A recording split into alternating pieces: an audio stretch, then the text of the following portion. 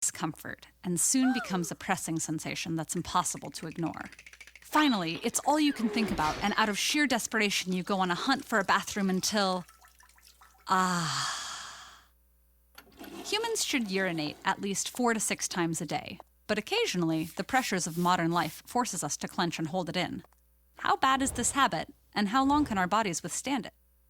The answers lie in the workings of the bladder, an oval pouch that sits inside the pelvis. Surrounding this structure are several other organs that together make up the whole urinary system. 2 kidneys, 2 ureters, 2 urethral sphincters, and a urethra. Constantly trickling down from the kidneys is the yellowish liquid known as urine. The kidneys make urine from a mix of water and the body's waste products, funneling the unwanted fluid into 2 muscular tubes called ureters. These carry it downward into the hollow organ known as the bladder. This organ's muscular wall is made of tissue called detrusor muscle, which relaxes as the bladder fills, allowing it to inflate like a balloon. As the bladder gets full, the detrusor contracts. The internal urethral sphincter automatically and involuntarily opens, and the urine is released. Whooshing downwards, the fluid enters the urethra and stops short at the external urethral sphincter. This works like a tap. When you want to delay urinating, you keep the sphincter closed. When you want to release it, you can voluntarily open the floodgates.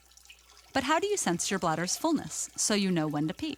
Inside the layers of detrusor muscles are millions of stretch receptors that get triggered as the bladder fills. They send signals along your nerves to the sacral region in your spinal cord. A reflex signal travels back to your bladder, making the detrusor muscle contract slightly and increasing the bladder's pressure so you're aware that it's filling up. Simultaneously, the internal urethral sphincter opens. This is called the micturition reflex. The brain can counter it if it's not a good time to urinate by sending another signal to contract the external urethral sphincter. With about 150 to 200 milliliters of urine inside of it, the bladder's muscular wall is stretched enough for you to sense that there's urine within. At about 400 to 500 milliliters, the pressure becomes uncomfortable. The bladder can go on stretching, but only to a point. Above 1,000 milliliters, it may burst.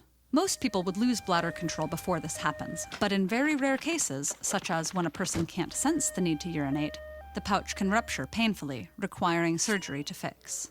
But under normal circumstances, your decision to urinate stops the brain's signal to the external urethral sphincter, causing it to relax and the bladder to empty.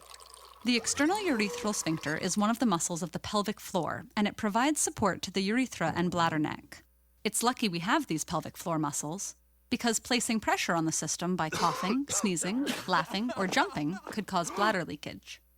Instead, the pelvic floor muscles keep the region sealed until you're ready to go. But holding it in for too long, forcing out your urine too fast, or urinating without proper physical support may, over time, weaken or overwork that muscular sling. That can lead to an overactive pelvic floor, bladder pain, urgency, or urinary incontinence. So, in the interest of long-term health, it's not a great habit to hold your pee. But in the short term at least, your body and brain have got you covered, so you can conveniently choose your moment of sweet release.